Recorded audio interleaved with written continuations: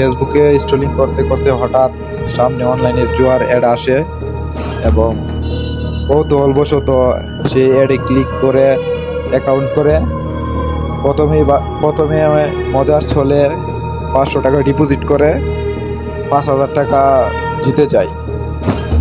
এভাবে আস্তে আস্তে করে মজার ছলে খেলতে থাকে এবং কিছু কিছু উইন হতে থাকে। তো ভাবছে যে যেহেতু যাচ্ছি তাহলে কাজ করে আর কি করব। তার একটি সেলুনের ব্যবসা ছিল এবং ভালোই ব্যবসা চলছিল, কিন্তু তার মধ্যে দিন দিন অনলাইনের এই জুয়ার আসক্তিটা বেড়ে যাচ্ছিল এবং লোভ বাড়ছিল।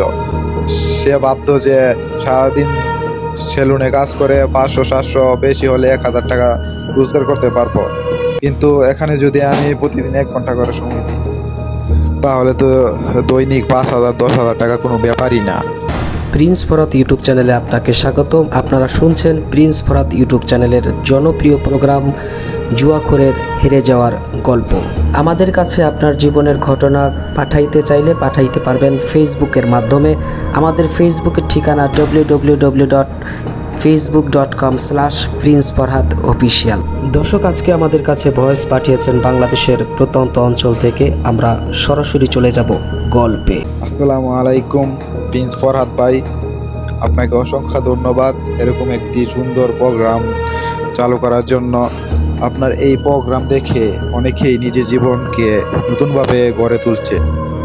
অনেক জীবন আত্মহত্যার পথ বেছে নেওয়ার পরও আপনার এই প্রোগ্রাম দেখে সুন্দরভাবে আবার নিজেকে গুছিয়ে নিয়েছে এবং নিজের সাধারণ জীবনযাপনে ফিরে গিয়েছে। আপনার জন্য দোয়া করি যে আপনি এই প্রোগ্রাম চালু রাখেন এবং এভাবেই সাধারণ জনগণের পাশে থাকুন এবং যারা অনলাইন জয়ে আসক্ত তাদেরকে এই পথ থেকে ফিরে আসার জন্য আপনি এভাবেই কাজ করে যান। তো আজকে আমি আমার এক বন্ধুর একটি অনলাইন জয়ে আসক্ত হয়ে পরে সবকিছু হারানোর ঘটনা শেয়ার করব। আসলে যার ঘটনাটি এখন আপনাদেরকে শেয়ার করব সে আমার একজন ক্লোজ ফ্রেন্ড। অনেক সুন্দর জীবনযাপন করছিল, অনেক সুন্দরভাবে চলছিল, ভালোই দিনকাল যাচ্ছিল, অনেক ক্লোজ ফ্রেন্ড।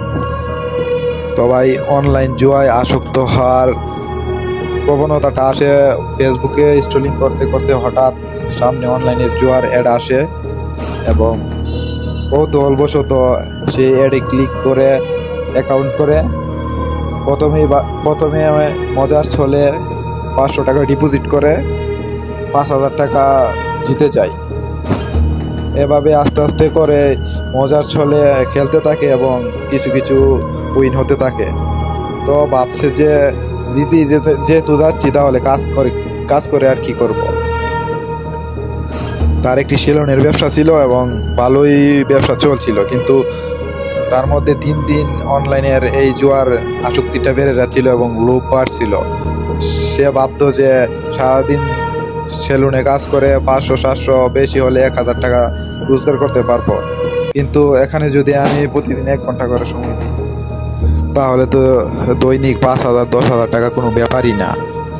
এভাবেই তার দিনকাল চলছিল, কিছুদিন ভালোই যাচ্ছিল, তারপর তার লোভ বাড়তে থাকলো এবং সেলুনের ব্যবসা মনোযোগ দিতে পারছিল না।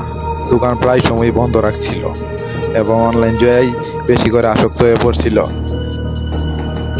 কিছুদিন জেতার তারপরে একদিন যত টাকা জিতেছিল সেই সব টাকা তো হেরেছেই। তারপরে আবার এই যে জমানো টাকা ছিল 20,000 টাকা ডিপোজিট করে অনলাইন ক্যাসিনো খেলে এই টাকা 1 ঘন্টার মধ্যেই হেরে যায় এবং তার মাথা কাজ করছিল না তখন যে কি করবে, কিভাবে এই টাকা উঠানো যায়, কিভাবে লস কাভার করা যায়। অনলাইনের সবচেয়ে মারাত্মক আর সবচেয়ে ধ্বংসের দিকটি কোনটি জানেন সবাই? সবচেয়ে ধ্বংসের দিকটি হলো লস কাভার করার চিন্তা এবং লোভ। যারা হেরেছেন তারা তো হেরেছেনই, এগুলো চিন্তা বাদ দিয়ে যারা লস কাভার করতে চান তারা জীবনটাকে ধ্বংসের দিকে এক ধাপ এগিয়ে দেয়। সে আমার বন্ধুর সাথেও সে একই ঘটনা ঘটেছে। সে লস কাভার করার জন্য দিনকে দিন অনলাইনের প্রতি আরো বেশি করে আসক্ত হয়ে পড়েছিল। তার 20,000 টাকা লস যাওয়ার পরে সে আবার 10,000 টাকা অনলাইনে ডিপোজিট করে এবং প্রথমে সে এই 10,000 থেকে 15,000 করে, 15,000 করার পরে সে আবারও সব কিছু হারিয়ে ফেলে। তো তখন ওর মাথায় আসলে একটাই বুদ্ধি চেপেছিল যে যেভাবেই হোক লস কাভার করতেই হবে, যে কোনো মূল্যে হোক লস কাভার করতেই হবে, দরকার হলে আরও টাকা বেশি করে ডিপোজিট করব। এই এই চিন্তায় থেকে সে ঘরে যে জমানো টাকা ছিল সেই টাকা দিয়ে আস্তে আস্তে খেলতে থাকে এবং হারতে থাকে এবং হারতে হারতে এক পর্যায়ে যত সঞ্চয় ছিল প্রায় 5-6 লাখ টাকার মতো সব হেরে যায় এবং অনেকের কাছ থেকে অনেকের কাছ থেকে হাওলাত শুরু করে এবং বিভিন্ন ধরনের খারাপ কাজের মাধ্যমে যে কোনো মূল্যই হোক অন্যের কাছ থেকে টাকা এনে সেই টাকা ডিপোজিট করে এবং এই অনলাইন ক্যাসিনোতে খেলে প্রতিদিন হারতেই থাকে। এক পর্যায়ে যে সেলুনের দোকানটি ছিল সেটিও বন্ধ হয়ে যায় এবং অনেকের কাছে ধার দেওয়া পানার কারণে সেই দোকানটি আর চালু করতে পারে না এবং সবার থেকে দূরে দূরে থাকতে হয়, কারণ সবাই পাওনাদার, সবাই চাপ দেয় টাকার জন্য। এভাবে অনলাইন ক্যাসিনো খেলে সে পরিবার এবং সমাজ থেকে দূরে সরতে থাকে এবং মানুষের কাছে ঘৃণিত হতে থাকে।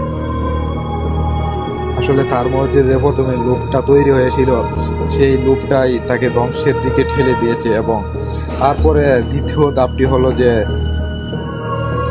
টাকা লস হয়ে গেছে এবং সেই লস কাভার করার জন্য সে আপ্রাণ চেষ্টা করে এবং সেই লস কাভার করতে গিয়ে সে সর্বস্ব হারিয়ে ফেলে।